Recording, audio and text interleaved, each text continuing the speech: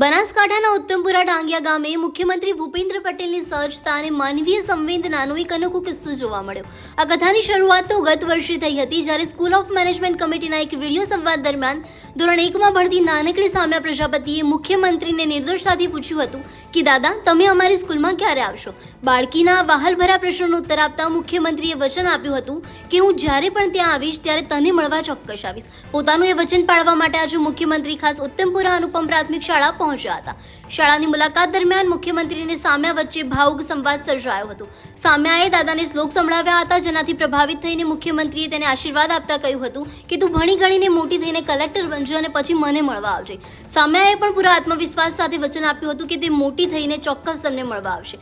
મુખ્યમંત્રીએ માત્ર સામ્યા સાથે જ નહીં, પરંતુ શાળાના અન્ય વિદ્યાર્થીઓ સાથે પણ આત્મીયતાથી વાતચીત કરી શિક્ષણ વ્યવસ્થા અને સુવિધાઓનો તાગ મેળવ્યો હતો। આ મુલાકાતથી સામ્યાના પરિવારમાં હરખની હેલી જોવા મળી હતી। સામ્યાના પિતા લાલજીભાઈ અને માતા રીનાબેને હર્ષ વ્યક્ત કરતા જણાવ્યું હતું કે તેમને વિશ્વાસ હતો કે મુખ્યમંત્રી તેમનું વચન જરૂર નિભાવશે।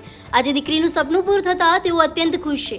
શાળાના પ્રિન્સિપાલ કેતન ઠક્કરે પણ મુખ્યમંત્રીની આ મુલાકાતને શાળા માટે ગૌરવ સમાન ગણાવી હતી। મુખ્યમંત્રીની આ વડીલ સહજ વાત્સલ્યતાએ માત્ર બનાસકાંઠા જ નહીં, પરંતુ સમગ્ર રાજ્યના એસએમસી સભ્યો અને વાલીઓમાં પણ માનવીય સંવેદનાનું ઉત્તમ ઉદાહરણ પૂરું પાડ્યું છે।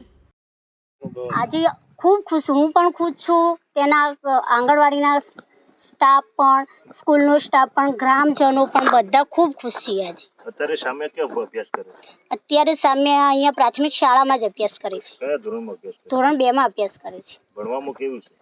ભણવામાં બહુ જ સારી છે। પ્રોગ્રામ હતો લગભગ 12 મહિના પહેલાં। એ વર્ચ્યુઅલ પ્રોગ્રામમાં સ્કૂલ તરફથી મારી દીકરીને બોલવા ઊભી કરી હતી, તો દીકરીએ 2 શ્લોક બોલ્યા અને એને એના મનથી કીધું કે એને યાદ આવ્યું કે દાદા તમે મને મળવા ક્યારે આવશો? તે દાદાએ સ્મિત સાથે કહી કે હું જ્યારે ત્યાં આવીશ ત્યારે તને ચોક્કસ મળીશ।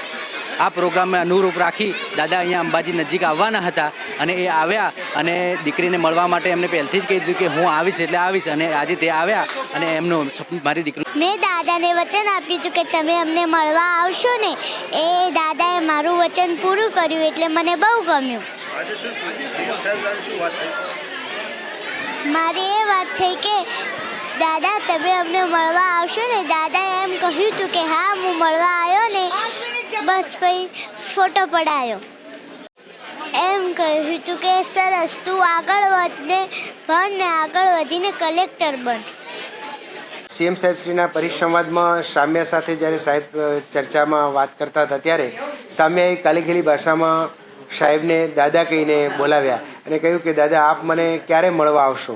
ત્યારે સાહેબે કહ્યું હતું કે હું જ્યારે અહીંયા આવીશ ત્યારે તને ચોક્કસ મળવા આવીશ। એ વચન આજે સાહેબે પૂર્ણ કર્યું છે।